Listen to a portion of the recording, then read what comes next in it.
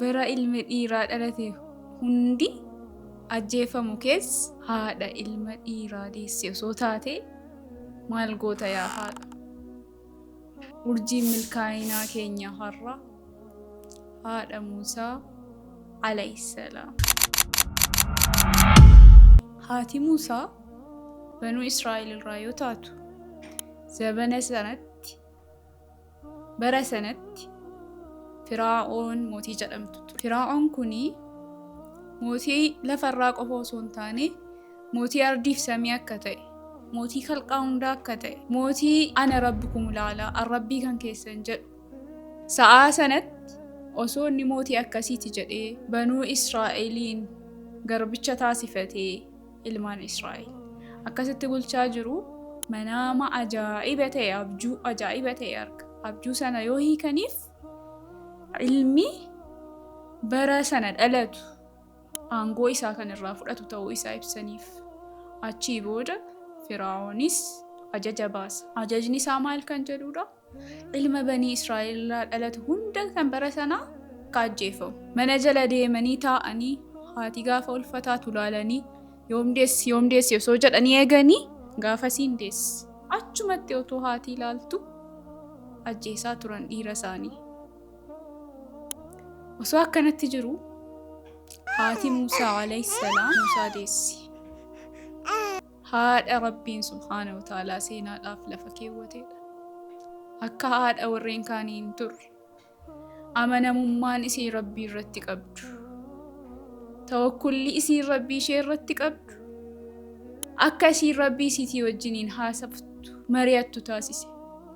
Yaa Rabbii, anillee dahe mucaa koo kana eessa keewwadhu jettee gaafattee Rabbiin subhaanahu wa ta'aalaa. Rabbiinis ajajatte erge. Mucaa kee hamma deessee kana sanduuqa keessa godhiitii gara galaanaa irratti darbadhu. Gara keetti deebifna. Ergamaa Rabbii irraa siif goona mucaa kan kee jedhee. Achii booda osoo si taatee haati deessi argite. Haati har'aa mucaa hamma deessi akkaataa itti ciniinfuu jaalala Rabbiin subhaanahu wa ta'aalaa haadhaaf ilmoo gidduu kaa'e. Subhaanallah, baay'ee ulfaataadha. Garuu osoo si ta'ee ajaja Rabbii subhaanahu wa ta'aalaa sitti dabarsee fudhatamu jaalala ati mucaa kan keetiif qabdu dursita. Kun hundi of gaafachuu qaba. Maaliifi seenaan kun gaafa nuuf kaa'amu yoo Rabbiin filattee sa'aatii sanatti fitnaa garaagaraa arguun kee ni mala, sitti ulfaachuun ni mala.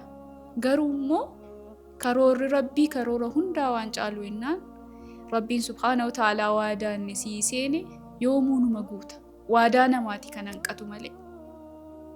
Isheen sana waan beektu jennaan sirriitti yaqiinnatiin ishee waan olaanaa ta'eef jennaan tawakkulli isii Rabbii isii irratti qabdu waan olaanaa ta'eef jennaan akkuma Rabbiin ishee ajajeen ilma ishee amma dhalate osoo ilaaltu sanduuqa keessa geessee lagarratti darbiti.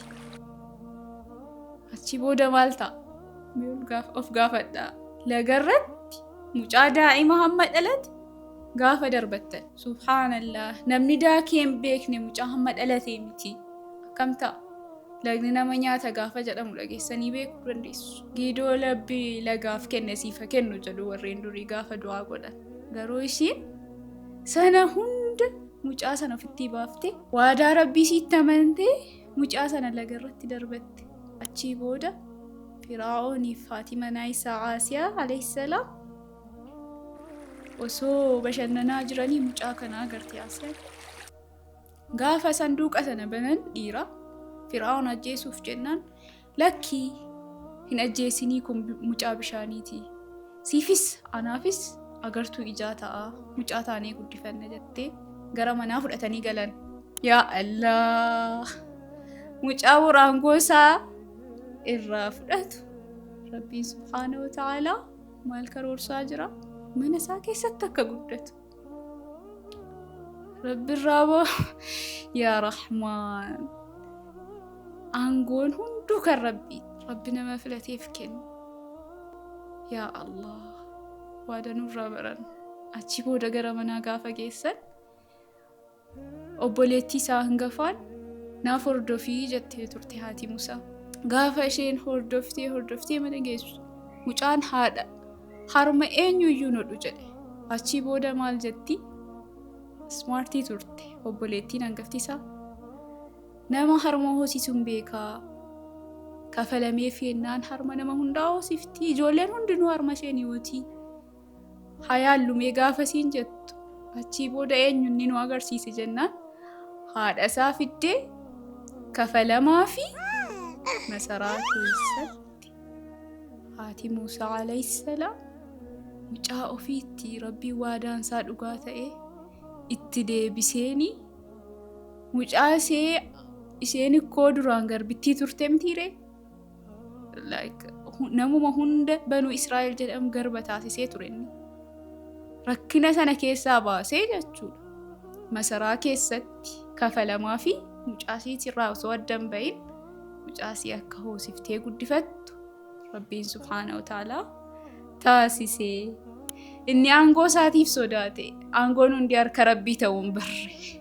Rabbiin subhaanahu wa ta'aalaa akka ilmoo isaatti ija laafinaan ilaalee ofitti qabee masaraa isaa keessatti nabiyyi bor guddatee Musaa alayhissalaam aangoo isaa fudhatu san kan inni ajjeesuudhaa barbaadaa jiru san kan inni sababa isaa ijoollee dhiiraa hunda ajjeese mana isaa keessatti akka guddatu taasise. Yaa Allah! Namni aangoo jibbu hin jiru.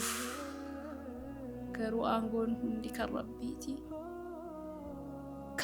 Ni karoorsinaa karoorri caalaan hundi kan Rabbiiti. Gaafa inni siif yaade osoo ati eenyuufuu hamaa yaaddee hamaa dhume sana Rabbiin karaa khayriitti deebisee namoonni hunduu osoo walitti qabamanii jennaan jedha Rasuulli sallallahu alaihi wasallam. Simiidhuuf yaadanii yoo Rabbi jedhe malee simiidhanii. Namoonni hunduu walitti qabamanii osoo si fayyaduuf yaadanii yoo Rabbi jedhe malee sin fayyadanii kan jedhullee asirratti ilaaluu dandeenya jechuudha. Yuusi mucaadhuma calluma dheeyyuu manatti iyyuu guddanne paalaasii keessatti mucaa mootii ta'ee waan fedhe nyaataa dhugaa Rabbiin isaa guddisee haati isaallee waadaa Rabbii sitti amanuuf ajaja Rabbii sitti amanuudhaan seenaan dubbatee nullee gaafa akkas taane haati amma jirtu gaafa akka haadha Musaa taatee jette akkasuma bootaa akkasii seenaa akkasii hojjechuu akka dandeessu Rabbiin subhaanahu wa ta'aalaa jalaa bahuun karoora isaa jalaa bahuun akka hin danda'amne seenaa kanarraa barannaa. Rabbiin subhaanahu wa ta'aalaa nama boriin waa taasisu. Rabbiin nama seenaa hojjechuuf gahu nu haa godhu seenaa gaarii. Kanarraa kana fakkaata haga sagantaa biroon wal agarrutti urjiin milkaa'inaatti fufa. Assalaamu alaykum wa rahmatullahi wa barakaatuh.